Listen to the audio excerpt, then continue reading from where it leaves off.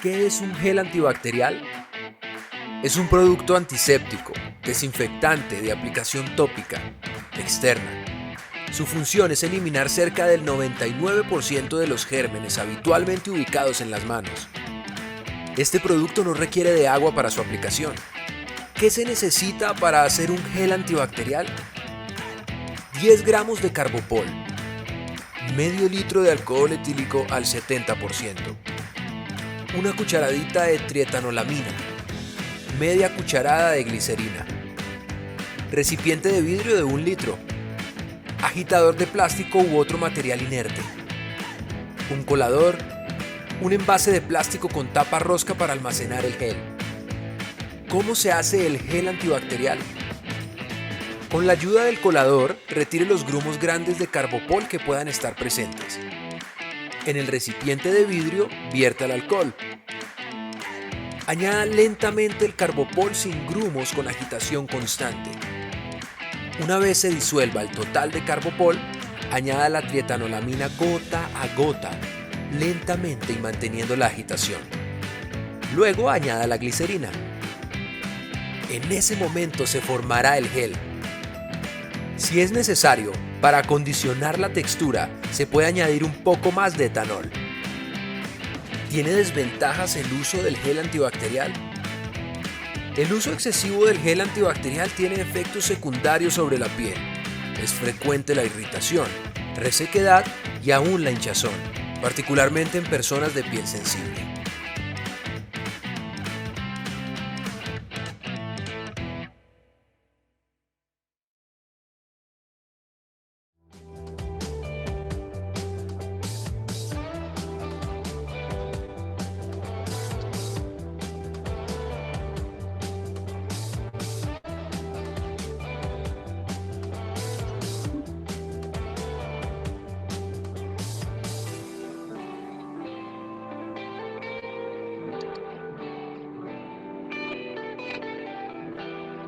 Padre Leonardo, buenas tardes. Hola, vamos a apagarle por favor las cámaras, el micrófono, para el micrófono.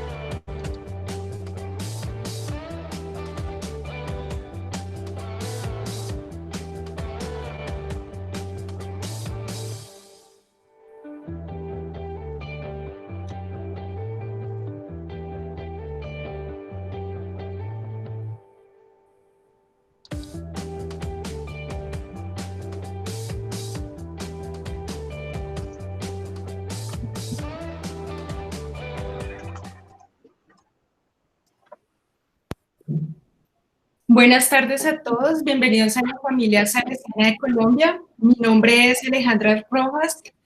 Bienvenidos a este webinar de El mundo post pandemia desde una mirada salesiana. En este momento nos acompañan de todo Colombia. Estamos con colegios de las Islas de María Auxiliadora, colegios salesianos, estamos con rectores, coordinadores, estudiantes, colaboradores de toda la familia salesiana. Estamos alrededor de 110 personas conectadas en este momento y vamos a dar inicio a nuestro webinar. Por otro lado, quiero compartirles unas indicaciones generales. Por favor, todos desconectamos la cámara y el micrófono. A la hora de tener alguna intervención de los conferencistas, ellos van a ser los únicos que van a activar el micrófono. Por el momento y para mejorar la calidad de imagen y la reproducción de los videos que vamos a tener, les pido el favor que desconectemos la cámara. Vamos a utilizar el chat que está en la parte superior del webinar, de la herramienta Meet, para poder escribir toda la información que requeramos. Entonces les pido el favor que todo lo que queramos preguntar lo hacemos por medio del chat. En este momento ya tenemos 40 mensajes, entonces ya todos estamos sin la cámara. Muchísimas gracias por tener la cámara desactivada y este micrófono también desactivado. Entonces,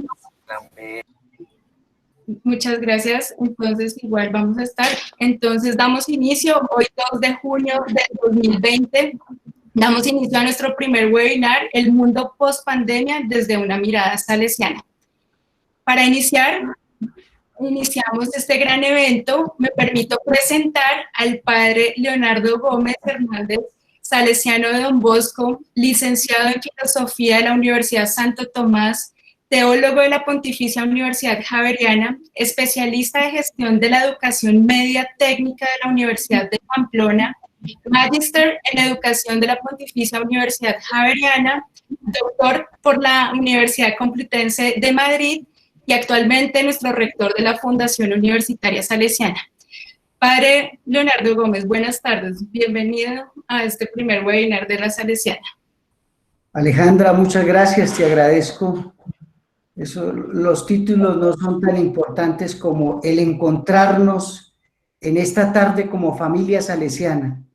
Y me alegra mucho verles en esta cita a las representantes de las provincias de las Hijas de María Auxiliadora, de Nuestra Señora de las Nieves, de Nuestra Señora de Chiquinquirá, de Madre Mazarero, de María Auxiliadora, a las Hijas de los Sagrados Corazones del Instituto de Sagrados Corazones de Jesús y de María, a mis hermanos salesianos de la provincia de San Luis Beltrán de Medellín y a la provincia San Pedro Claver de Bogotá, a exalumnos, amigos, a todos los que estamos hoy aquí como familia salesiana. Este es un encuentro de familia y Don Bosco, Madre Mazarelo y Don Luis Bariara se hacen presente en medio de sus hijas e hijos. Y por eso me siento orgulloso de hablarle a un grupo de rectores, directores, rectoras, maestros que han dado su vida en favor de la educación de las clases populares.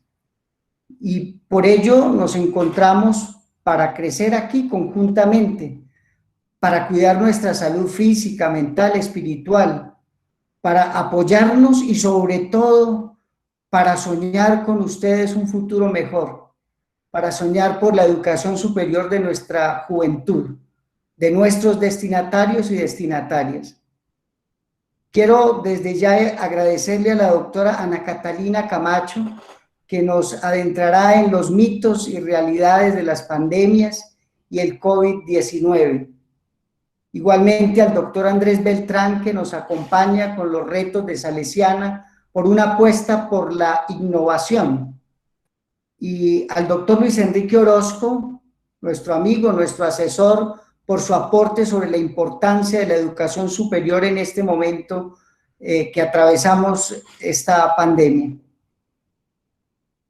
Sabemos, y en esto quisiera, en esta introducción de este webinar, decir que un compromiso con la educación sin duda es el reto que tienen nuestros gobernantes o los que aspiran a gobernar nuestros países y nuestro país. Se trata de la apuesta que cada uno de ellos quiere hacer al tipo de sociedad que quieren formar y al país al cual aspiran fortalecer para los próximos años. Es decir, hay un reto para aquellos que dirigen nuestro país. ¿Qué tipo de sociedad? Jugársela por la educación exige no solo prometer una serie de acciones a desarrollar en este campo, sino sobre todo ver desde qué modelo de desarrollo se plantean estas propuestas. Queridos profesores, rectores, rectoras, creo, y lo digo desde la experiencia, que el único modelo que puede hacer desaparecer todo tipo de desigualdad en medio de nosotros es un modelo de desarrollo humanista, donde la ciencia y la tecnología, como es propio y característico de nuestra Fundación Universitaria Salesiana, están al servicio de lo humano, de su crecimiento, de su desarrollo, y no simplemente de lo económico y de lo lucrativo. Esta experiencia de desarrollo trae como consecuencia ideales que no sin tropiezos se deben implementar. Y en palabras de una gran maestra de ciudadanía, Martha Nussbaum, nos hace la referencia a que son las competencias que un ciudadano debe desarrollar a lo largo de su experiencia humana y ciudadana. Y lo dice, abro comillas, este modelo de desarrollo reconoce que cada persona posee una dignidad inalienable que debe ser respetada por las leyes y las instituciones. Cierro comillas. O como lo proclaman los discípulos del Señor, la vida es sagrada. Esta democracia es sensible a las personas y se dedica a la promoción de oportunidades para la vida, la libertad y la búsqueda de la felicidad. En este contexto, mis queridos amigos y miembros de la familia salesiana, y más aún en la situación compleja y dolorosa que se vive en el mundo a causa de la pandemia del COVID-19, Salesiana reitera su compromiso con el país, con la democracia y con los jóvenes, con las clases populares. Estamos convencidos que esta experiencia de desarrollo solo se logrará si juntos volvemos la mirada y experimentamos como sociedad lo que son los valores.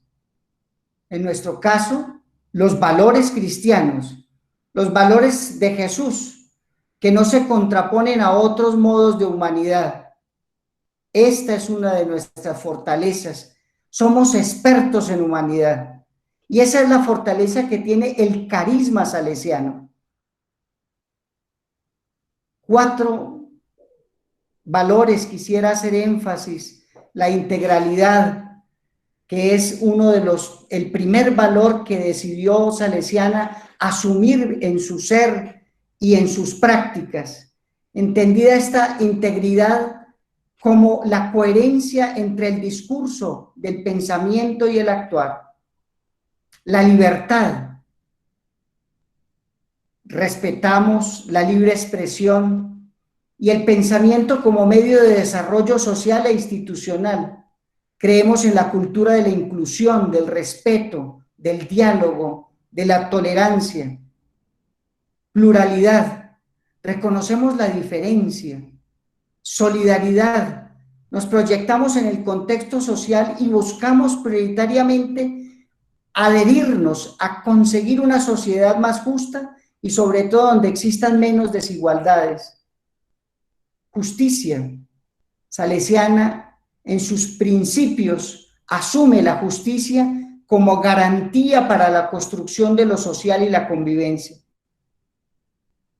Sea esta la oportunidad, mis queridos amigos todos, para pedir a la familia salesiana unirnos en un solo propósito misional: la educación, esta obra de educación superior debe ser la obra que articula toda nuestra misión educativa pastoral salesiana, entre unas razones, o algunas de las razones que podríamos decir en esta tarde muy sencillamente.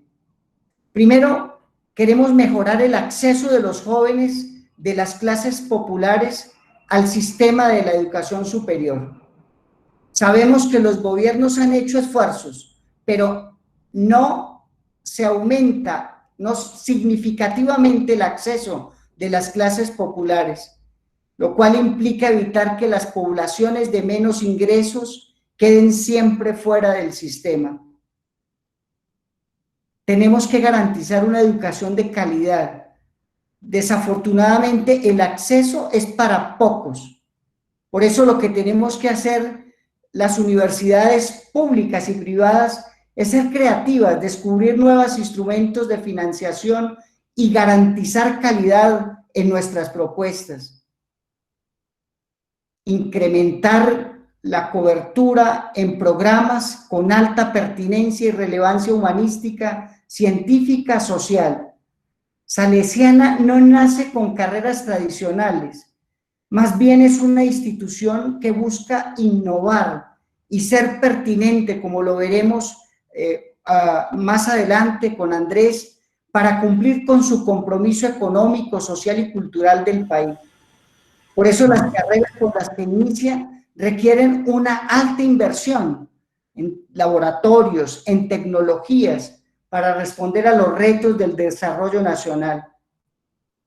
Contribuir a la necesidad que tiene el país en cuanto a las problemáticas de la juventud.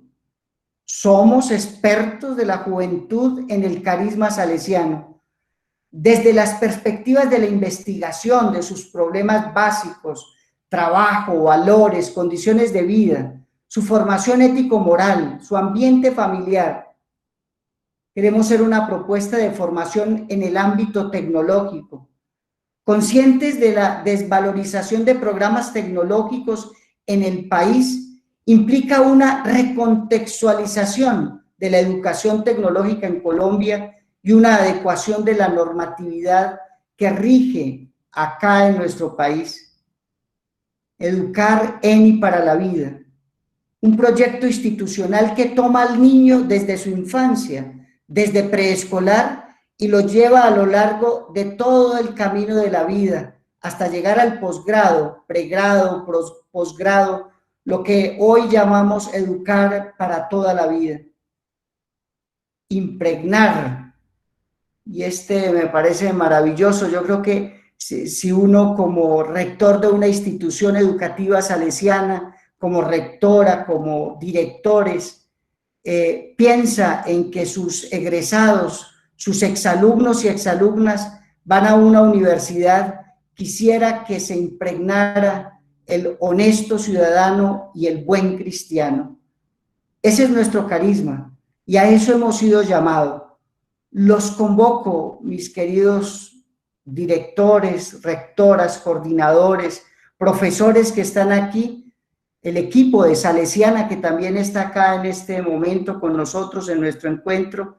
Los convoco a que sean nuestros embajadores, a que conozcamos a Salesiana, a que nos enamoremos de ella y hagamos la propuesta a cada uno de nuestros estudiantes y así podamos continuar esta tarea tan hermosa de educar, ya no en la educación básica como lo veníamos haciendo, sino en la educación superior que hoy queremos llegar, ser los mejores y preparar a los mejores profesionales que sean los mejores ciudadanos.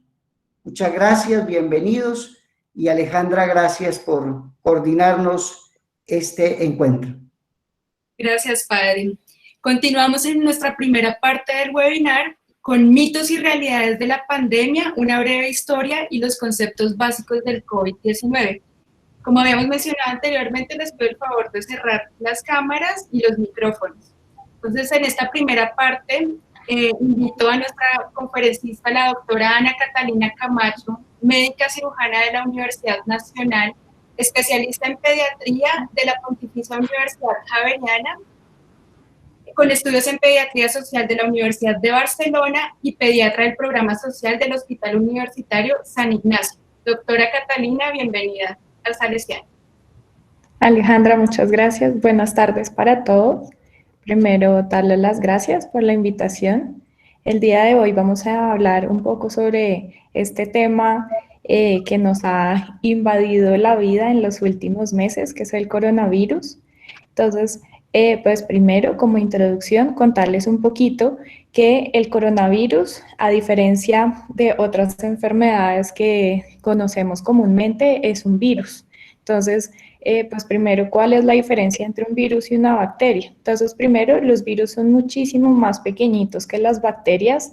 Ellos no son una célula como tal, no son un ser viviente como tal, sino que son algo que nosotros llamamos una estructura proteica, es decir, que son como una cadena. Necesitan de alguien más para vivir, necesitan de células, es decir, de todas esas partes que nos componen a todos. Y lo que van a hacer es, en los cuerpos que infectan, son más o menos como los virus de nuestros computadores, es que cuando entran cambian la función de esa célula, se aprovechan de toda la estructura que nosotros tenemos y hacen que pues cumplan otra función. Además, hay algo muy importante a tener en cuenta y es que contra los virus no sirven los antibióticos. Solo algunos virus tienen antivirales, como lo que también instalamos en nuestros computadores, pero no para todos. Y en el caso de este coronavirus no tenemos ningún antiviral. Siguiente. Entonces, pues primero, saber que coronavirus es simplemente el nombre de una amplia familia de virus. ¿Por qué se llama coronavirus? Porque cuando lo vieron por primera vez en un microscopio se dieron cuenta que toda la estructura que lo rodea parece que tuviera una coronita. Entonces, por eso le pusieron coronavirus. Como son tantos en esa familia, por eso es que ustedes han visto de pronto que tiene un nombre larguísimo que se llama SARS-CoV-2, que es el nombre de este coronavirus específico, y COVID-19 es la enfermedad que está producido por ese coronavirus. Simplemente tiene el número 19 porque se descubrió en 2019, es por eso. Este coronavirus específicamente circula entre los animales y fue cuando se rompió como ese círculo, esa circulación entre los animales que se pasó a los humanos. El primer caso fue en Wuhan, en China, en diciembre de 2019 y desde entonces pues ustedes ya saben que se ha expandido por todo el planeta. Siguiente. Entonces acá vamos a ver un video que es muy corto, que es un resumen de todo lo que ha pasado alrededor del coronavirus y nos va a servir también de introducción para el resto de la charla.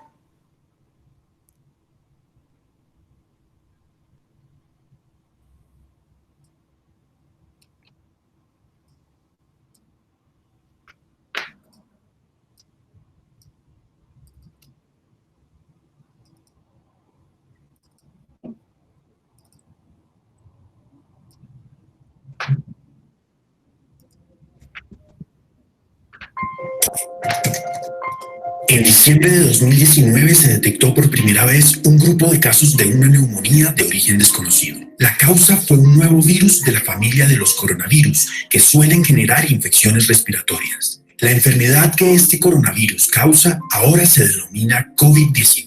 Desde entonces, el número de personas afectadas y los países con brotes de COVID-19 se ha multiplicado a gran velocidad en todo el mundo. Por esta razón, se ha caracterizado a la COVID-19 como una pandemia. La Organización Panamericana de la Salud está dando recomendaciones a los países de las Américas que se enfocan en detener la propagación de la COVID-19 y en salvar vidas. ¿Cómo se presenta y transmite la COVID-19? Los síntomas de esta enfermedad pueden ser fiebre, tos seca y dificultad para respirar. El virus se transmite a través de gotículas que salen despedidas cuando una persona con COVID-19 tose o exhala. Estas gotículas pueden caer sobre objetos y superficies, de modo que otras personas pueden contraer la COVID-19 si los tocan y luego se tocan la cara.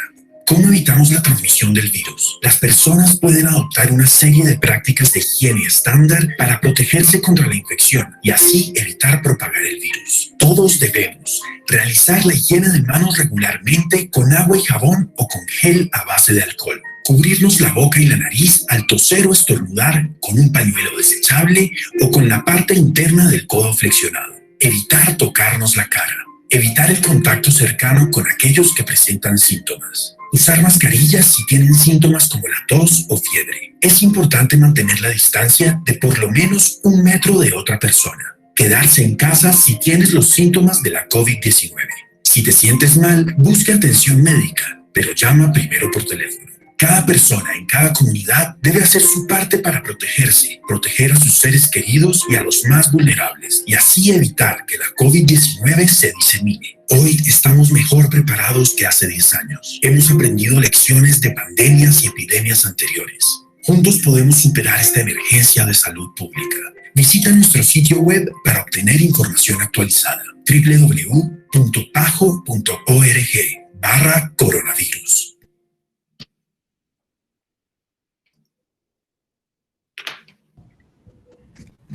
Listo. Entonces, como vimos en este virus, en este video, este es un virus que ya está en todo el mundo. Y entonces esto nos hace pensar, bueno, pero ¿qué ha pasado? ¿Por qué estuvimos encerrados tanto tiempo? ¿Será que esta es la primera pandemia que hay en la historia reciente? Pues no. Esta gráfica lo que nos muestra es como la magnitud de las pandemias por las que ha pasado la humanidad. Si ustedes ven las bolitas que son como pomponcitos, las más importantes son las que han cobrado más vidas. Entonces, hacia atrás son las más antiguas. Está, por ejemplo, la peste negra, que cobró 200 millones de vidas. Luego está en la historia un poco más reciente la gripa española, que de hecho fue en Estados Unidos y fue alrededor de la Primera Guerra Mundial. Y luego en lo más reciente está una que de pronto no tenemos tan presente, que es el VIH-Sida, que ya ha cobrado muchísimas vidas. Y si ustedes ven acá adelante, que es un puntico apenas rojo, está el coronavirus. Entonces ustedes de pronto se preguntarán, pero si es tan pequeño y ha cobrado tan pocas vidas, casi que uno podría decir, entonces no es tan importante, ¿por qué tantas medidas de protección? Entonces, el siguiente. Pues sí, es verdad, digamos que como podemos ver acá a la izquierda en este gráfico, las causas de muertes desde enero de 2020, entonces ustedes van a ver que ahí va progresando. La primera ha sido la malaria, la malnutrición y los homicidios, y luego podemos ver cómo mientras va pasando el tiempo, la COVID va cobrando importancia a medida que va cobrando vidas.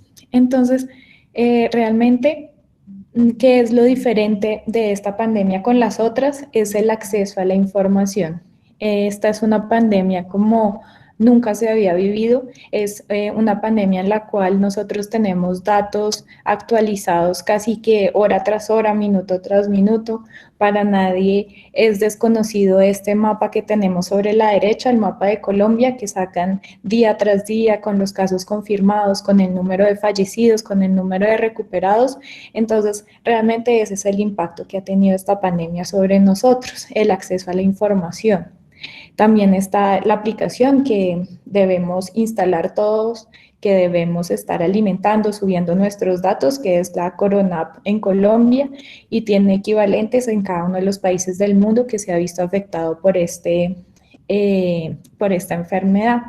Entonces, ¿por qué ese coronavirus cobró tantas vidas, pero que al final, en comparación con las pandemias pasadas, uno podría decir que no es tan, pues como que no significa tanto? Pues porque nosotros realmente ya nos morimos de cosas muy diferentes a lo que nos moríamos antes, y esto se da gracias a todo el desarrollo en tecnologías, en medicamentos, en elementos de cuidado personal que se han logrado a través de los años. Siguiente. Entonces, pues un repaso rápido sobre qué es lo que pasa cuando nos infectamos por coronavirus. Entonces, ¿cómo se propaga el virus? Esto como vimos en el video, se transmite por gotas de persona a persona, cuando alguien estornuda, cuando alguien tose, no es que sean las gotas gruesas que nosotros vemos que salen despedidas, sino que son partículas muchísimo más pequeñas que no son visibles. También estas goticas se van a depositar sobre objetos o superficies contaminadas y se demora el virus en estar en nuestro cuerpo entre 2 y 14 días, por eso la cuarentena dura 14 días. ¿Qué puede producir? Pues puede producir desde ningún síntoma, que es los portadores asintomáticos, que muy seguramente han escuchado, puede producir fiebre, tos seca y así unos síntomas que pueden ir aumentando en severidad hasta llevar a la muerte. Siguiente. Entonces, ¿cuál es el curso natural de la infección por este virus? Está, pues, tener muy presente que el 80% de las personas que se infectan con este virus se recupera sin ningún tipo de tratamiento. En general, lo que se desarrolla es una gripa común y corriente. 1 de cada 6 desarrollan una enfermedad grave. ¿Y quiénes son esas personas que tienen mayor riesgo de desarrollar una enfermedad grave? Pues las personas mayores, por eso la restricción de los mayores de 70 años, y las personas que tienen enfermedades de base como diabetes, problemas en los pulmones, en el corazón y problemas de la atención. Y si ustedes ven nuevamente, pues la mortalidad en proporción es realmente baja, es del 2%. Siguiente. Entonces, ¿cómo se hace el diagnóstico? Acá hay 2 tipos, o se busca el virus en el cuerpo o se busca los elementos con los cuales nosotros nos defendemos de las infecciones, que son los anticuerpos. Y cómo se toma esa muestra en general, lo que se hace es que se toma con un copito largo por la nariz, se toma una muestra de faringe. Así es que se toma ese examen.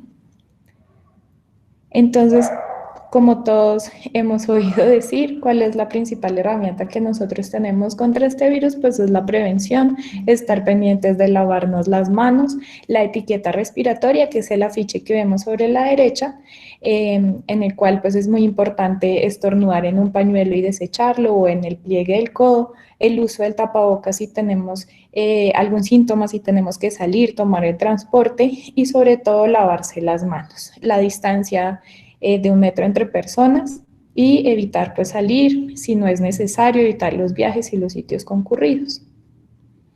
Entonces, a raíz de todo esto, pues han surgido una serie de mitos y vamos a estar acá repasando como los más importantes.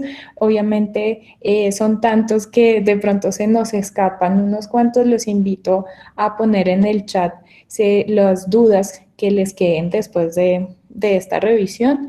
Entonces, pues la primera es tener presente que no a todas las personas que se contagian con el virus fallecen. Como vimos en la charla y en el video, la mayoría de las personas que contraen esta enfermedad presenta síntomas leves o moderados, es decir, una gripa leve, una gripa fuerte, y se va a recuperar simplemente con reposo, bastante líquido y nada más. La otra cosa muy importante es que hay una tendencia muy grande a tomar hidroxicloroquina y acitromicina para evitar contagiarse, o diciendo que esa era la cura, y está demostrado que no hay ningún medicamento ni tratamiento específico contra este virus, desafortunadamente. Hay otro mito que consiste en creer que comer picante, echarle mucho picante a la comida, a la sopa, previene la infección por coronavirus. Esto pues no es verdad. Ni el picante ni los ácidos matan el virus en la boca. Entonces pues pueden comer de manera habitual, y también habían surgido mitos similares en cuanto a comer ajo, enjuagarse la boca con vinagre o con bicarbonato, tampoco funciona. Otro mito es creer que el coronavirus no soporta los climas muy cálidos o muy húmedos, o los climas demasiado fríos. Entonces, desafortunadamente, este virus sí puede seguir viviendo así haga mucho sol, así haga mucho calor, o si hay incluso nieve. Las medidas de higiene y de distanciamiento deben ser las mismas. Y lo verdadero es que lo único que mata el virus sobre las superficies es el hipoclorito, es decir, el cloro o el clorox, el amonio cuaternario y el alcohol. con esto es que se deben hacer las diluciones que se encuentran en todas las páginas oficiales y son las únicas que se pueden utilizar para limpiar las superficies. Otra cosa muy importante a recordar es que en nuestro cuerpo únicamente debemos usar agua y jabón y alcohol glicerinado en las manos, no debemos bañarnos ni aplicarnos cloro ni ninguna de las otras sustancias en nuestro cuerpo. Muchas gracias. Hasta el momento tenemos 2 minuticos porque vamos súper bien de tiempo, entonces alguno tiene una pregunta que quiera poner por el chat para que la doctora Ana pueda dar respuesta a esta. Listo, creo que todo está muy claro. Entonces, muchas gracias, doctora Ana, por esta intervención. A continuación le damos el paso en esta segunda. Bueno, perdón, acá hay unas 2 preguntas que nos está haciendo la profesora Nivia. Nos está dando la pregunta Nivia. ¿Por qué ha sido tan difícil encontrar una vacuna, doctora Ana? Realmente las vacunas siguen un proceso que es bastante largo en cuanto a su producción, porque lo que se debe hacer es encontrar específicamente algo que nos defienda de manera sistemática contra el virus, pero que tampoco nos haga daño, porque muchas veces puede que nosotros encontremos la molécula que nos defiende, pero que también nos ataque a nosotros mismos. Entonces, esa es la principal dificultad en hacer una vacuna y por eso es un proceso que se demora alrededor de 1 año en poderse producir. Bueno, tenemos 2 preguntas más, porque ¿cómo se puede encontrar, por qué da tanta molestia en la garganta y picazón? Esto se debe a que es un virus que ingresa pues por los ojos, por la nariz y por la boca y como les mostré, lo que hace el virus es que ingresa a las células y cambia su función. Entonces, al ingresar a las células y alterar todo ese funcionamiento, va a producir todos los síntomas y lo que más molesta es la célula tratando de defenderse del virus. Se va a inflamar todo esto y se va a desencadenar toda una serie de eventos que van a tratar de matar el virus y eso es lo que nos produce todas las molestias, desde el dolor de garganta hasta la fiebre, toda la cadena de síntomas. Listo, 2 preguntas más. Un mito, ¿tomar agua tibia ayuda a disminuir los efectos del virus? Igualmente el de tomar el limón caliente, que sí, con aspirina. Bueno, acá hay 2 grupos de mitos. Entonces, primero, tomar agua y limón caliente.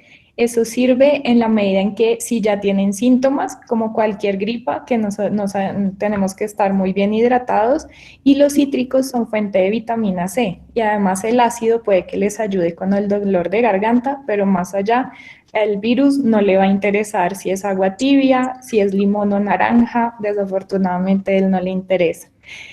Y otra cosa muy importante que acaban de mencionar es el uso de aspirina.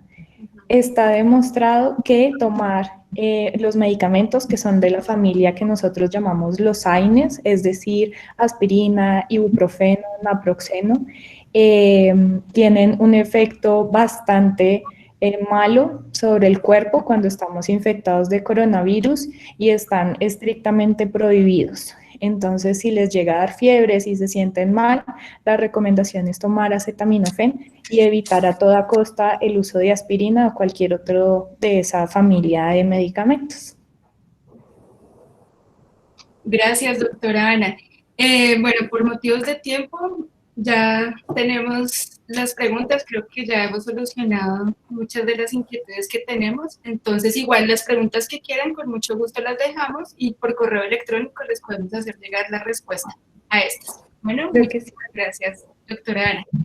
Entonces, para continuar con la segunda parte, los retos de la educación salesiana en la pospandemia, una apuesta por la innovación, invitamos al doctor Andrés Ricardo Beltrán Villegas, médico cirujano de la Pontificia Universidad Javeriana, con estudios en maestría en bioética de la Pontificia Universidad Javeriana y estudios complementarios de epidemiología y salud pública.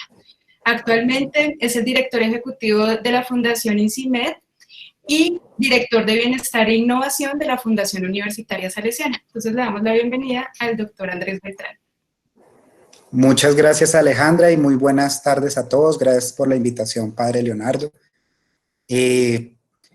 Básicamente, el objetivo de este espacio que les quiero compartir es relacionado a cómo ese escenario que ya estamos viendo y que ha sido tan bastante difundido por los medios de comunicación, que es la pandemia del COVID-19, nos afecta a nosotros como familia salesiana y cuáles son esos retos a los que nos vemos enfrentados en nuestro trabajo, con nuestros estudiantes y particularmente con esos proyectos de vida que estamos ayudando a construir en ese periodo que llamaremos el periodo post-pandemia.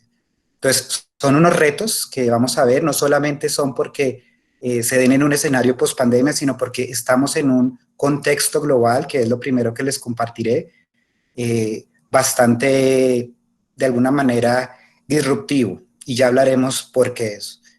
Entonces, en primer lugar, vamos a hacer un breve recorrido sobre 3 aspectos. Uno, la revisión del contexto, donde vamos a mirar diferentes megatendencias que hay en educación que afectan y afectarán las dinámicas globales en los próximos años y que enmarcan los desafíos de la educación superior y que particularmente la Universidad Salesiana está trabajando actualmente para hacer frente a ello. En segundo lugar, vamos a hacer un recorrido sobre la transformación del mercado laboral, donde vamos a revisar cuáles son esos conocimientos, habilidades, aptitudes requeridas en el nuevo contexto, en ese nuevo orden mundial, en ese nuevo escenario sociopolítico, económico, no solamente de lo que llamamos la cuarta revolución industrial, sino esa etapa post-pandemia que ya estamos vislumbrando. Y finalmente, todo esto lo vamos a revisar en torno a las implicaciones a la educación superior. Entonces, para empezar, quiero compartirles esta frase que es bastante orientadora para lo que vamos a empezar a revisar, y es que no podemos responder a los problemas de hoy con soluciones de ayer. Y por lo tanto, y me quiero detener en esta diapositiva, yo indicaré cuando pasamos a la siguiente, quiero detenerme acá es para que en este momento hagamos una reflexión sobre qué significa eso. Tradicionalmente en Colombia hay cientos de instituciones de educación superior, instituciones educativas que tienen una larga trayectoria y todas tienen que transformarse. La Universidad Salesiana llega nueva, adaptada a ese nuevo escenario. Y por lo tanto, especialmente ahí es donde quiero que revisemos estos minuticos, cuáles son esos retos que tenemos en ese nuevo contexto global y por qué tenemos que pensar distintos para enfrentar esos nuevos desafíos. Pasa a la siguiente.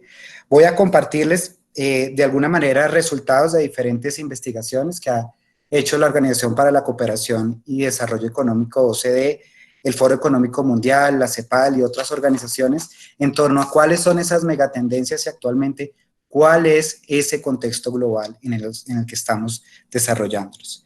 En primer lugar, estamos viendo que hay una mayor población, indudablemente, a medida que pasan los años, pese a que hay una alta mortalidad de enfermedades, como lo mencionaba la doctora Ana Catalina al comienzo, la población mundial sigue creciendo y el espacio es uno solo. El espacio no es más, la población sí. Pero adicional a eso, está aumentando esa, de alguna manera, pirámide poblacional se invirtió. Cada vez es mayor la población adulta, cada vez estamos ante un escenario de población que tiene más edad y eso también nos pone otros retos. Y estamos ante un escenario donde ya la globalización es una realidad, el aumento de las migraciones es directamente proporcional al acceso y a las nuevas modalidades de movilidad, de alguna manera acceso a la información tan amplio que hoy tenemos, especialmente a través del uso de las tecnologías de la información y la comunicación, y eso demanda una mayor exigencia en la productividad.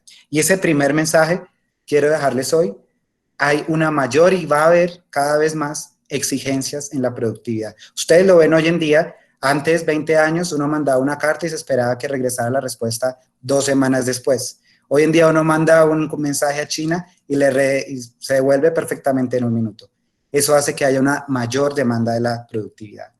Adicionalmente, está cambiando totalmente todo lo que es el sistema de producción agrícola y hay una creciente transformación de las matrices energéticas. Eso hace que sea necesario establecer, estructurar, consolidar un sistema de educación rural. Y ese segundo mensaje quiero dejarles hoy, compartirles, es que la ruralidad y la democratización de la educación que traspase las fronteras es cada vez una necesidad más imperante, pero también cada vez más posible, especialmente gracias a herramientas como, ya lo hemos visto y lo estamos viviendo en este instante, la virtualidad. Adicionalmente, estamos viendo una innovación intensiva en procesos productivos y coordinación internacional de esfuerzos para transferencia de tecnología, y eso hace que cada vez tengamos que pensar más en investigación aplicada, que tengamos que pensar cómo la investigación que se desarrolla en las aulas de clases de los colegios, de las aulas universitarias, trasciendan al sector real y tengan realmente una incidencia social pertinente para el mundo.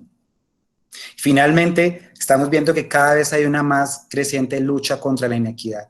Si ustedes ven el caso de George Floyd, el caso del afrodescendiente, que en días pasados fue de alguna manera, yo no sé si ya se confirmó que es un asesinato por un policía.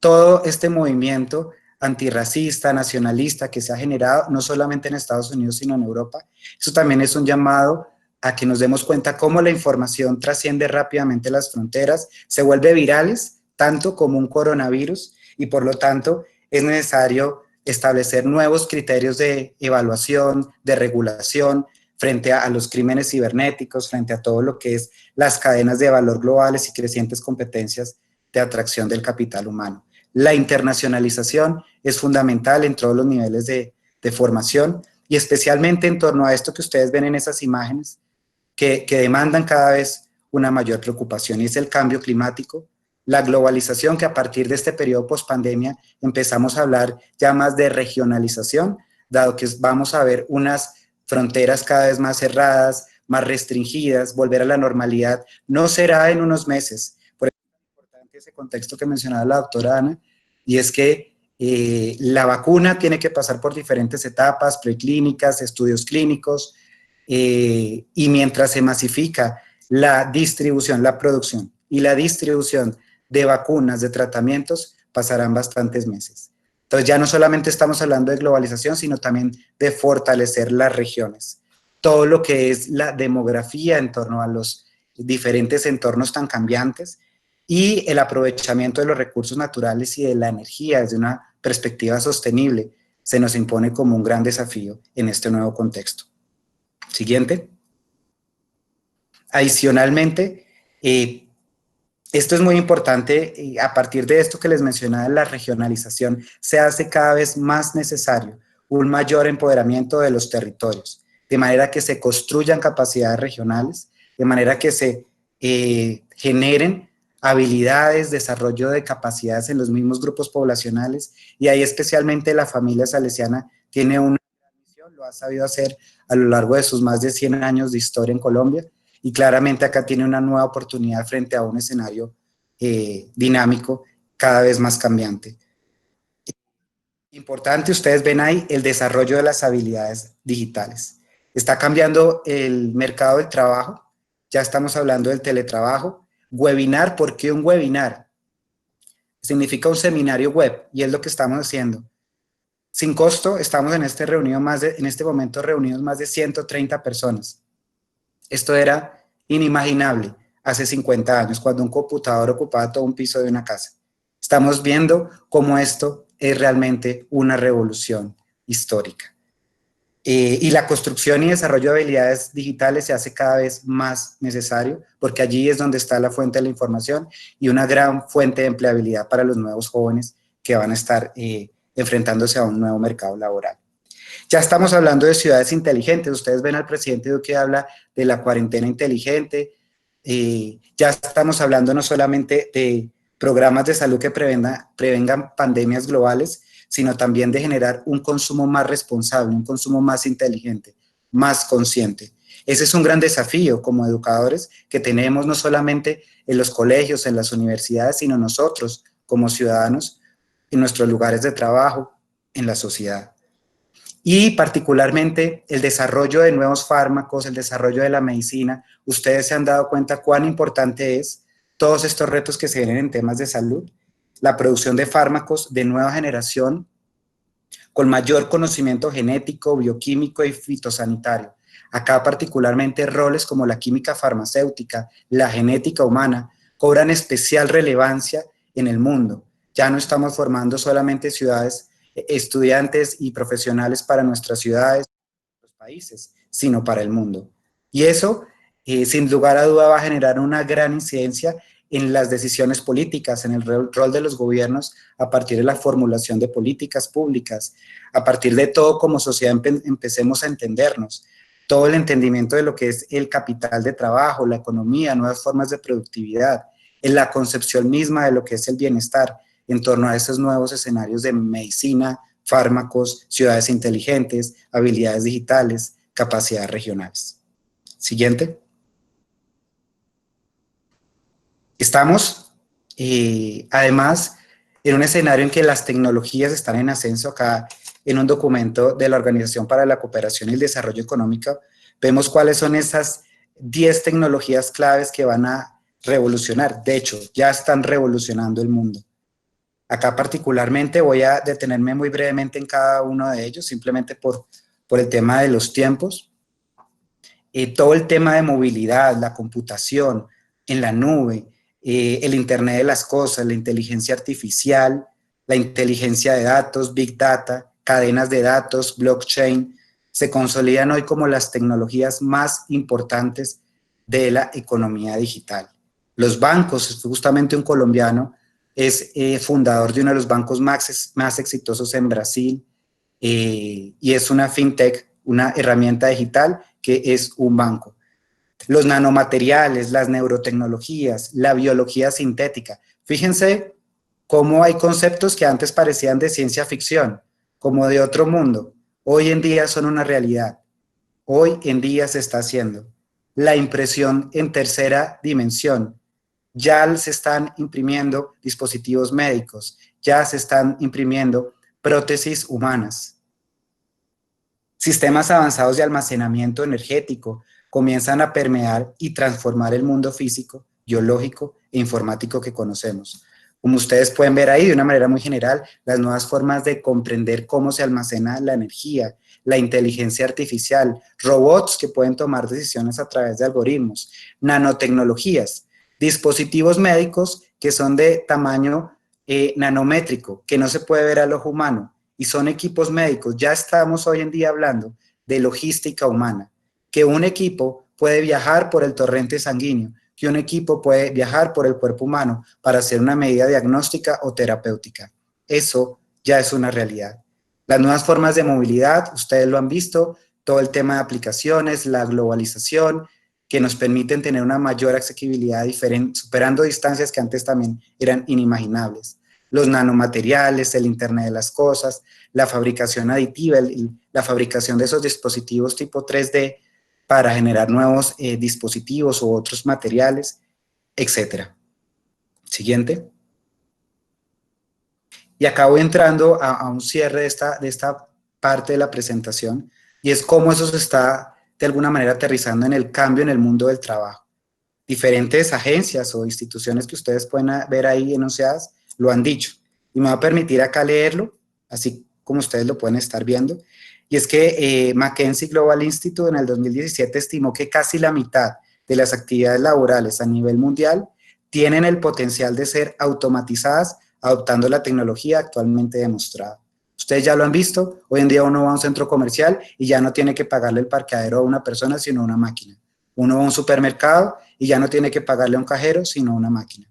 El Foro Económico Mundial en el año 2016 calculó que los cambios disruptivos en el mercado laboral podrían generar un impacto neto a nivel global de más de 5 millones de empleos perdidos en el periodo 2015 a 2020. Se iban a perder ese número de empleos por la automatización. Sin embargo, también se van a generar otros. La CEPAL, OCDE estiman que para América Latina cerca del 2% del empleo total en la región podría perderse antes del año 2030, con un importante viraje considerable desde los sectores tradicionales, como las manufacturas y la construcción, a los servicios innovadores. Siguiente. Estamos hablando en esa transformación del cambio en el mundo del trabajo, de una descentralización de la producción y el trabajo. Ya no tenemos todos que ir a una oficina, a una fábrica, a un edificio.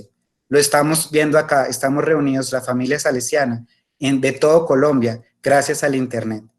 Gracias al teletrabajo, los espacios de trabajo compartido conjunto, equipos virtuales, nuevas formas de entender la dinámica de trabajar, freelance, por horas. Una persona puede estar trabajando en cualquier lugar del mundo. Eso hace 50 años era inimaginable. Adicionalmente, en el 2016, la CEPAL decía que se suscitarán interrogantes también sobre la protección del trabajo. Esto es un importante reto, el respeto por el horario laboral, todo el tema de la ARL, si una persona tiene un accidente laboral en su casa, ¿eso es del trabajo o es de su casa? ¿Dónde están los derechos? ¿Se transforman, cambian, se adicionan? ¿Cómo es el tema de la calidad de vida? ¿Mejora o empeora? Surgen diferentes dilemas sobre los cuales el sector académico tiene una importante relevancia de trabajo allí. Dale, siguiente. Y acá, bueno, quería mostrarles un video, pero sé que por tiempo no podemos. De una manera muy general, un recorrido sobre cuáles son esas habilidades, destrezas y capacidades requeridas que se están demandando en el sector real. Diferentes, ustedes lo pueden ver, habilidades básicas. Hay un panorama muy amplio y ha ido transformándose en muy corto tiempo. No son las mismas las que se pensaban eran esas habilidades indispensables en el 2015, las que eran en el 2018 y en el 2022. El tema de tener un pensamiento flexible, ser creativo, tener un razonamiento lógico, una sensibilidad a los problemas, razonamiento matemático, una capacidad de visualización, pensamiento estratégico, se constituyen hoy como herramientas fundamentales y el éxito profesional de una persona. Alguna vez en un foro con diferentes líderes, precisamente de la industria farmacéutica, nos decían, hablo de presidentes de compañías, que cuando una persona estudia una carrera, ellos ya dan por sentado de que la persona conoce lo técnico, conoce lo que está en los libros. Y si no lo conoce, lo puede buscar fácilmente en el Internet o en un libro. Pero lo que determina realmente el éxito de una persona en su trabajo y a lo largo de su vida son estas series de habilidades que algunos conocen como habilidades blandas o de otra manera. El ser propositivo, el tener un aprendizaje activo, la expresión oral, la comprensión de lectura. Fíjese qué importante es eso, el saber redactar, el saber manejar las herramientas de la tecnología, la información y la comunicación se vuelven fundamentales, son herramientas básicas. Las habilidades sociales, la capacidad de trabajar con otros en equipos, la capacidad de negociar, la inteligencia emocional es determinante, la capacidad de persuadir, de negociar, la orientación al servicio, la capacidad de aprender y enseñar. Se vuelve fundamental para una persona, no solamente en su proceso de aprendizaje, sino, reitero, a lo largo de su vida. Y asimismo, otra serie de herramientas, el ser emprendedor no significa ser empresario, también es ser de alguna manera consciente de esos aspectos básicos de manejos de finanzas, de los recursos materiales, del manejo del tiempo, del manejo de las personas, etc. Por temas de tiempo no me detengo, pero esto es algo de especial valor que por supuesto les podemos compartir. Y acá, finalmente, cómo ha ido variando esa priorización que ha hecho el mundo sobre estas habilidades. Estábamos hablando de ese top 10 de habilidades que se pensaban eran en el 2015, otras en el 2018 y otras en el 2022. Si ustedes pueden ver, el resolver problemas complejos en el 2015 era lo más importante, pero en el 2018 bajó al segundo lugar y se espera que en el 2022 esté en el sexto lugar. La coordinación con otros, el manejo de la gente, asimismo era lo que se pensaba en el 2015, pero quiero detenerme particularmente en lo que ustedes pueden ver, el número 10, la creatividad. La creatividad, si ustedes ven, ha tenido un ascenso vertiginoso, donde cada vez tiene mayor relevancia en el escenario de trabajo, destrezas, habilidades que requiere el mundo. Básicamente están transformándose, y si eso está transformándose, también el sistema educativo debe transformarse. El enfoque, los mismos planes de estudio y sobre todo la forma de enseñar, la forma de relacionarse con otros. Dale, siguiente. Y acá quiero dejar unas reflexiones finales. Hemos hecho un recorrido sobre lo que llamamos la cuarta revolución industrial, ese escenario post-pandemia en el que nos encontramos, que hoy en día es una realidad. Ustedes saben qué profesional, ella está de alguna manera la respuesta, ¿sí? Pero ¿qué profesional estará al frente del desarrollo y la producción de la vacuna contra el COVID-19? Va a ser un químico farmacéutico. Siguiente. ¿Saben qué profesional enseñará e incentivará el estudio de la química a los estudiantes que serán los futuros profesionales de ese campo de conocimiento? ¿Quién motivará a la persona que quiera estudiar química farmacéutica? ¿Quién le enseñará esos primeros pasos sobre el mundo de la química o sobre otras áreas de conocimiento sobre la química? Un licenciado en química. Siguiente. ¿Saben qué profesional desarrollará y estará al frente de toda esa transformación informática de la sociedad, Big Data, analítica, todo ese universo de datos que hay en este momento en la web? Yo siempre digo esto, y es que así como hay la pandemia del coronavirus, hay otra pandemia de la información. Cada vez estamos más bombardeados por diferentes y múltiples fuentes de información. ¿Quién estará al frente de todo ese desarrollo, manejo? Un ingeniero bioinformático, un ingeniero informático. ¿Qué profesional estará al frente de la transformación energética del mundo? Bajo esos estándares de sostenibilidad, cuidado de la casa común, responsabilidad ambiental, revolución tecnológica. Un ingeniero energético. Siguiente. ¿Qué profesional estará al frente de la transformación de la industria derivada del sector agrícola, del campo, de ese sistema que también empoderará y permitirá un gran desarrollo en todo lo que hablamos del sistema educativo rural? Un ingeniero agroindustrial. Siguiente. Y saben, y este sí que es bien importante, ¿qué profesional será el encargado de liderar la transformación educativa de las nuevas generaciones en todo esto que estamos viendo, especialmente en los colegios, en el acompañamiento hacia ese nuevo mundo? Un licenciado en educación comunitaria. Y aquí he querido hacer este recorrido particularmente sobre estas carreras, porque son las carreras universitarias sobre las cuales la Fundación Universitaria hizo su apuesta. Evidentemente son pertinentes, el mundo las necesita, y también para nosotros es una importante, innegociable responsabilidad social darle a conocer a nuestros jóvenes la importancia de estos campos de conocimiento, porque muchas veces una persona no estudia una carrera porque no sabe ni siquiera de qué trata, en qué consiste, porque es pertinente para el mundo. A veces un joven dice, y eso tiene muchas matemáticas, y a veces más bien como un elemento de exclusión, o eso da mucha plata, y así son unos criterios que es nuestra responsabilidad como padres, como educadores, como acompañantes de ese camino de aprendizaje, mostrarles la pertinencia, la necesidad del mundo sobre todos estos programas académicos que la Fundación Universitaria Salesiana hoy ofrece a toda la familia salesiana y al mundo entero. Sobre esto, no sé si tengan alguna pregunta, comentario. Gracias, Andrés. Estos son los 6 programas académicos con los que actualmente la Fundación Universitaria Salesiana cuenta. Y durante tu presentación tuvimos dos preguntas donde dice Joaquín Oramas, ¿qué pasa con la contaminación electromagnética que está generando todo este uso del Internet? Tenemos otra pregunta de Andrés Vargas Gonzalo, donde dice, ¿cómo la educación se puede transformar? Ok, gracias Joaquín, y le doy la bienvenida porque es nuestro decano, particularmente de la Universidad Salesiana, y que precisamente hace unos días hacía el llamado sobre que todos estos elementos muchas veces se desconocen, que particularmente la industria tecnológica, los computadores son los que más contaminación generan. Y acá acojo tus palabras que decías en días pasados, son los que más contaminación generan. Esa pregunta es muy importante, porque fíjense que así como se solucionan los problemas, se generan otras, especialmente en el campo de la ingeniería informática y transversal a todos los programas académicos, en esa formación integral que debemos darle a los jóvenes en los colegios y en la universidad. Es importante generar esa conciencia de consumo responsable y de desarrollo también y necesidad de nuevas tecnologías.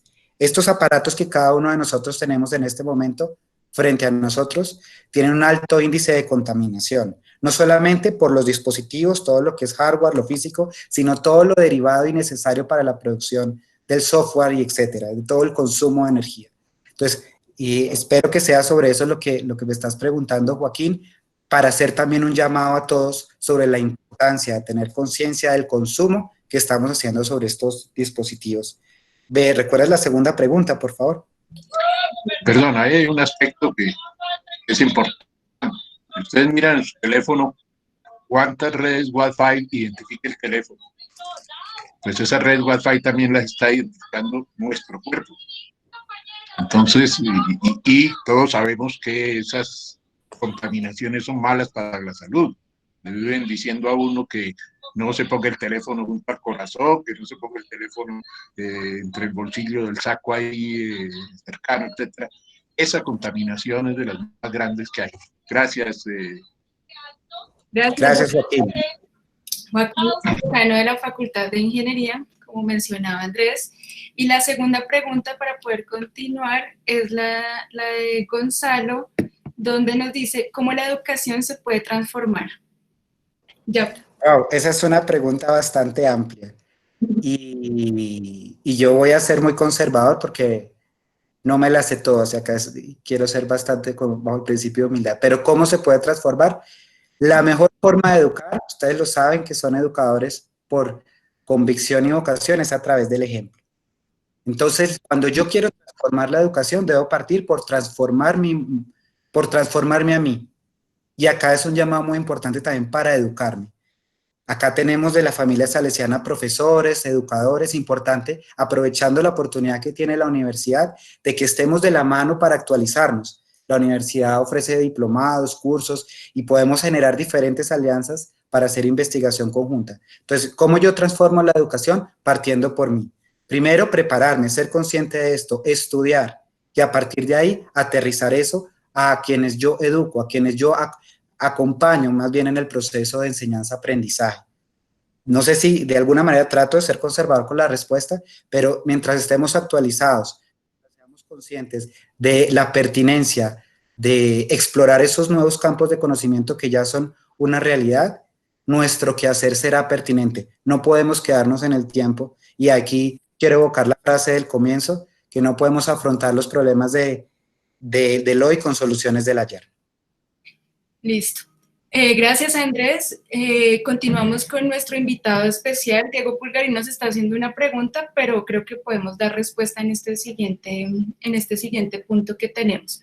Entonces, como tercera parte, tenemos a nuestro invitado especial, una persona muy cercana a la comunidad salesiana y el que ha estado al frente de toda la asesoría en el proyecto y la construcción de la Fundación Universitaria Salesiana, es el doctor Luis Enrique Orozco, licenciado en Filosofía por la Pontificia Universidad Javeriana, doctor en Filosofía por la Universidad de Lovaina, Bélgica, especialista en Sociología del Desarrollo por el Instituto de Estudios para el Desarrollo de la Universidad de Lovaina, fue vicerrector académico de la Universidad de los Andes, secretario privado del Ministerio de Educación Nacional, asesor de la UNESCO para América Latina, director de la Cátedra de Educación Superior para América Latina y asesor de diferentes gobiernos en materia de educación superior. Autor de diferentes libros, artículos especializados sobre educación superior y actualmente profesor titular de la Universidad Salesiana y asesor de la Fundación Universitaria Salesiana. Doctor Orozco, buenas tardes. Tenemos al doctor Orozco. Buenas tardes, ¿cómo te va? Muchas gracias. Muy dispuesto aquí a colaborar en esta conversación que me parece muy pertinente entre la cantidad de personas comprometidas con esta causa de la Universidad Salesiana en Colombia. Gracias, doctor Orozco. Esta primera pregunta que queremos hacerle es, ¿cuál considera usted que es la principal responsabilidad de las universidades en el mundo y especialmente en Colombia con este nuevo escenario de la pospandemia? Sí, creo que las universidades en el mundo, y así se está discutiendo en el escenario internacional, están en una situación muy crítica. Casi tan crítica como la que pudieron tener las universidades europeas cuando surge la imprenta en el siglo XV. Y la situación es tan crítica que se habla de una incertidumbre total. No sabemos muy bien cuándo podemos hablar de pospandemia. Entonces, sí hay ideas anticipadoras, dijéramos, que nos permiten imaginar el escenario que se viene y la urgencia de que las universidades estemos capacitadas para responder de manera adecuada al nuevo escenario. Entonces, respondiendo a tu pregunta de manera muy breve, yo diría lo primero que hay que hacer es reconocer ese escenario en que nos estamos moviendo. Yo diría que el cambio no se debe al coronavirus, porque que yo recuerde desde 1990, estamos diciendo que las condiciones materiales de reproducción del modelo clásico de universidad ya no se puede reproducir. Luego, desde el año 90, si uno mira la literatura sobre pensamiento universitario, se está diciendo o cambiamos o nos cambian. Y ese cambiamos o nos cambian quiere decir que el escenario en que se mueven las universidades hoy no es el de ayer. La universidad es un invento occidental. Su conceptualización primera la encontramos en Alemania en 1810, 1811, cuando se crea la Universidad de Berlín. Y es muy curioso que la Universidad Latinoamericana y colombiana en particular ha asumido un estilo que no proviene de Alemania, sino que proviene de la Universidad de Salamanca en España, que era una universidad muy centrada en las carreras de la época, que era filosofía, teología, derecho y medicina. Realmente a las universidades la ciencia moderna entró de manera muy tardía, pero si uno mira las universidades entre el siglo XVII y XIX, fueron cambiando y abandonando el esquema medieval. En consecuencia, para el siglo XX, podríamos decir, ya todas las ciencias conocidas estaban en el campus universitario, hasta el punto de que el concepto mismo de universidad, que inicialmente significó un gremio de gente interesada en el conocimiento, profesores y estudiantes, ya en el mundo moderno realmente es un reservorio de producción de conocimiento en todos los campos del saber humano.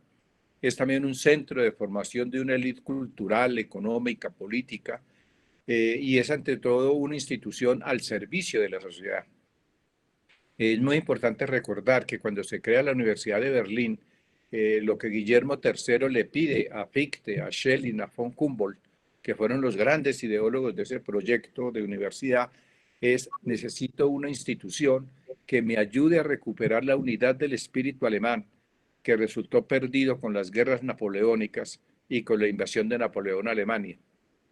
Entonces, de ahí vienen estas famosas tres tareas, de que la universidad es un lugar en donde un grupo de personas, profesores y estudiantes, una comunidad académica, genera conocimiento nuevo de frontera, reproduce el conocimiento a través de la docencia y se proyecta a la sociedad. Solo que en el caso de América Latina y de Colombia, esas tres funciones curiosamente tienen una contradicción. En el discurso reproducen el discurso de la Universidad Alemana y en la práctica realizan la tarea de la Universidad de Salamanca. Entonces, por eso en estas universidades hay más docencia que investigación. Hay más autorreferencialidad que servicio a la sociedad. Hay más desarrollo de la universidad con base en lo que cada profesor quiere que debe ser, y no hay una misión orgánica y compartida por todos, en el sentido de que hay una estrecha relación entre la universidad y el escenario en que está viviendo. Entonces nos cambió el escenario otra vez. Cambió en la Edad Media, cambió en la Edad Moderna y está cambiando en el mundo contemporáneo de la posmodernidad. Y se nos acaba de presentar un excelente escenario de lo que significa, de lo que es el escenario mundial, en el cual, y que explica por qué las universidades, como dice un autor muy interesante en estos temas, dice, es que vivimos una especie de etapa de atolondramiento generalizado. Porque las universidades sabemos lo que no hay que hacer en el nuevo escenario, pero no sabemos muy bien lo que hay que hacer. Entonces yo diría, la primera responsabilidad es entender este escenario, y este escenario en el caso nuestro es un escenario de inequidad, es un escenario muy propio de una sociedad estructuralmente desigual, es una sociedad que está terriblemente mediada por la incertidumbre de este en que nos encontramos, y entonces la idea fuerza es las universidades tendremos que reinventarnos.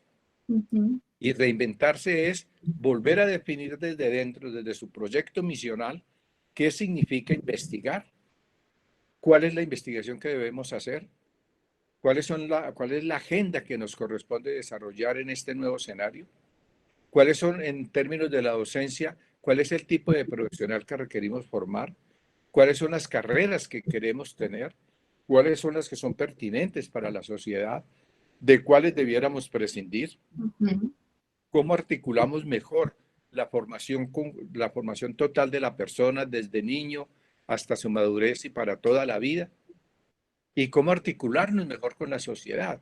Las universidades nuestras han sido en su historia muy autorreferenciales, hasta con cierto grado de responsabilidad en el sentido de no asumir como tarea la solución de los problemas nacionales, no hacer la investigación aplicada que requiere el país, sino la que piensa un profesor individualmente considerado que es muy importante. Tuve un colega que estuvo muy interesado en cuál era el sexo de los ángeles. Y también otro muy interesado en cuántos ángeles caben en la cabeza de un alfiler. Cosas muy interesantes. El punto es si esto es pertinente para el escenario en que nos estamos moviendo. Entonces, cuando hablamos de reinventar la universidad, es repensarnos en el nuevo escenario en que estamos viviendo con toda su problemática, un escenario mucho más amplio que es el global, y desde allí nos toca volver a definir en el marco de una misión, de una visión, de un plan de desarrollo, de unos proyectos estratégicos específicos, cuál es la universidad que necesita este país. Gracias, doctor.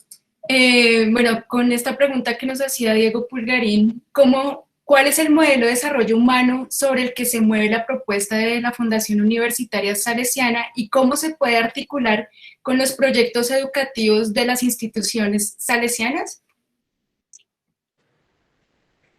Yo pienso que la Universidad Salesiana en concreto tiene una posibilidad muy grande para aprovechar, y es que es nueva. Como es nueva, no tiene todos los vicios de las instituciones ya existentes, no tienen ese peso de la tradición hecho cultura al interior de las instituciones, y por tanto yo creo que con cierta frescura puede pensar su futuro.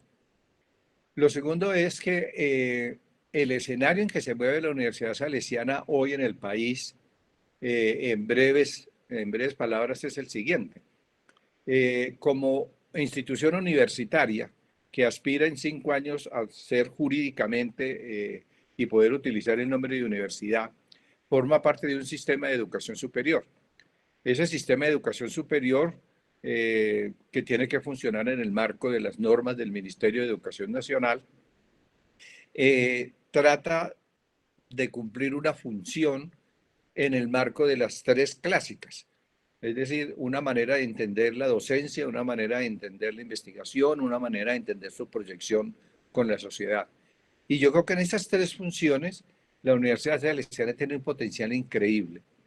En aspectos concretos, por ejemplo, yo creo que es la única universidad en Colombia que puede hablar de que forma parte de un sistema de educación, en el sentido de que los salesianos recogen al niño en su primera infancia y lo pueden sacar postdoctorado.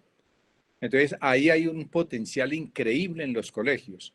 Yo creo que ahí habría un trabajo muy interesante, y es que los colegios sientan que la universidad es su hermana, que el proyecto salesiano es el proyecto de la comunidad salesiana y que involucra la dinámica de los colegios, y que juntos podrían crear un sistema potencialmente muy fuerte en el contexto nacional, pero también en el contexto regional.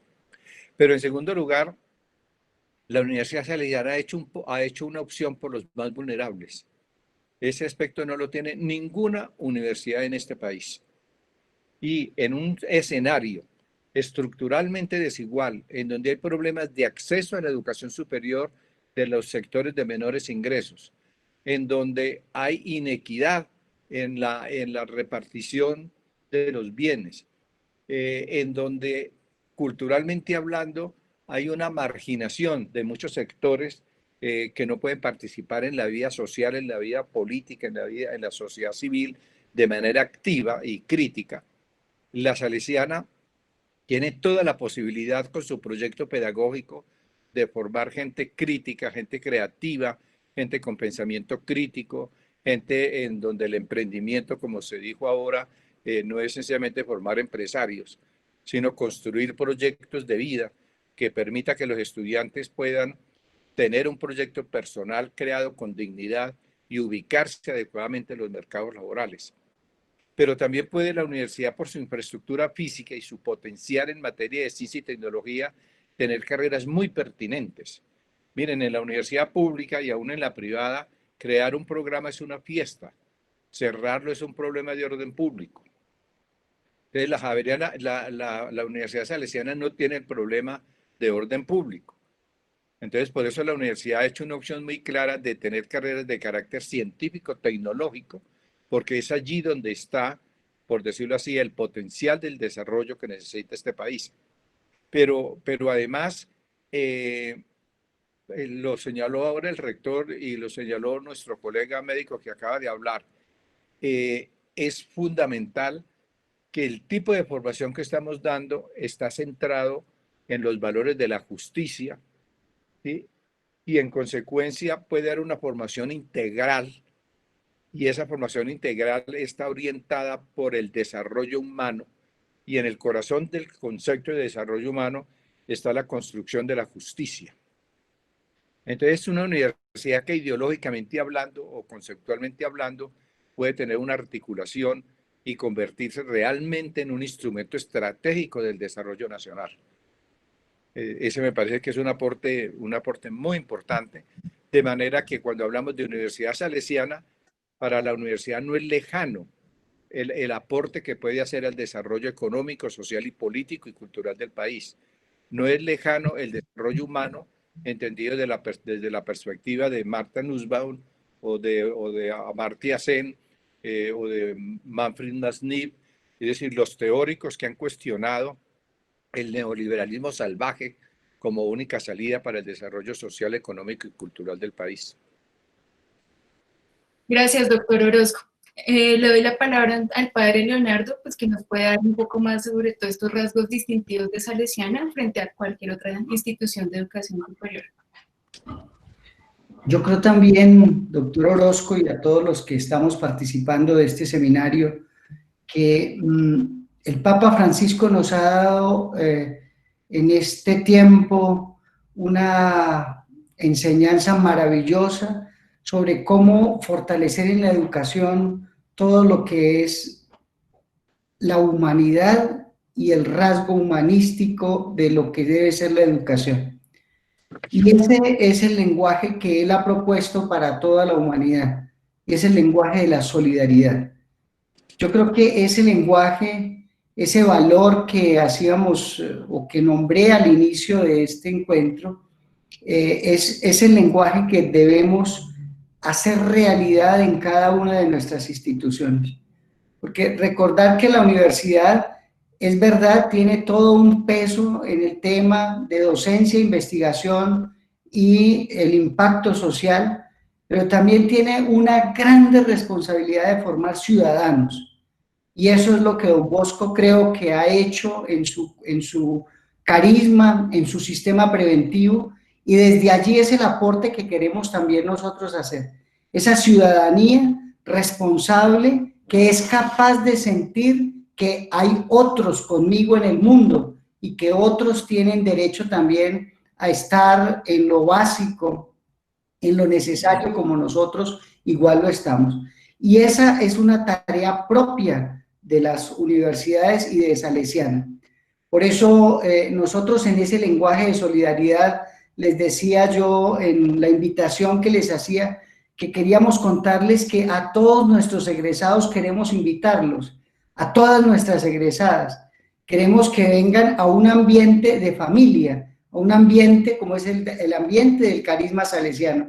Y ese ambiente queremos ofrecerlo especialmente a nuestras clases con las cuales hemos trabajado durante más de 130 años en este país. Somos maestros por experiencia, no por título. Somos maestros porque hemos dado la vida en las distintas regiones del país. Y creo que es la oportunidad, lo decía al inicio, de que ustedes también sean esos voceros nuestros con nuestros estudiantes, con nuestros egresados.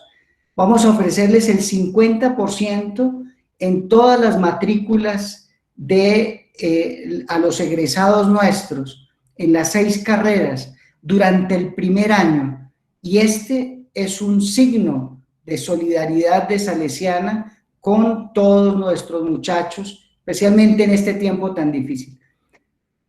Animémonos, hagamos parte de este proyecto, que estoy seguro que don Bosco, Madre Mazarelo y Luis Bariara estarán felices de que un día seamos una institución fuerte, una institución de calidad, una institución reconocida en el medio.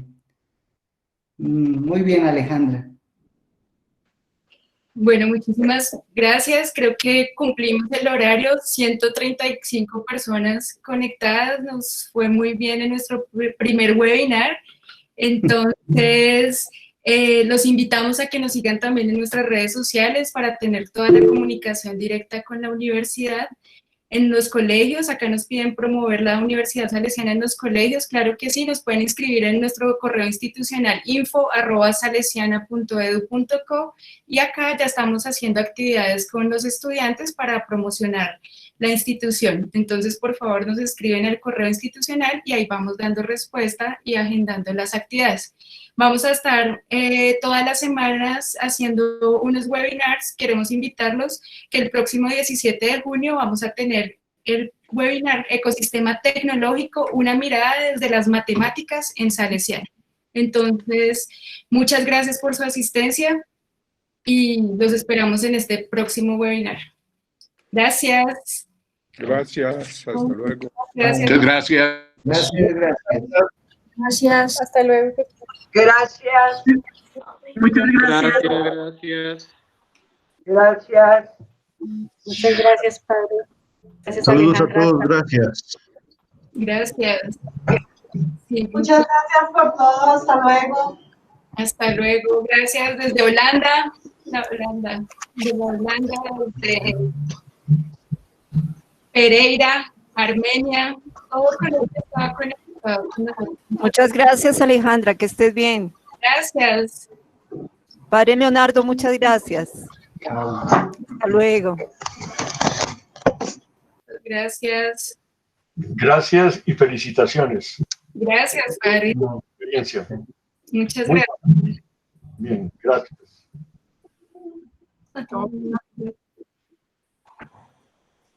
Mil gracias, Padre. Mil gracias para todos. Dios los bendiga.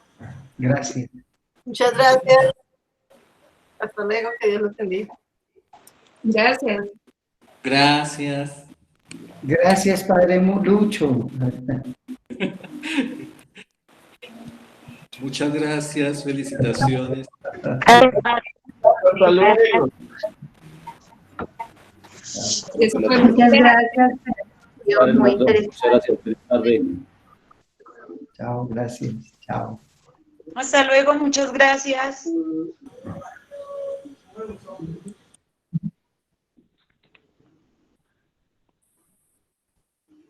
Gracias.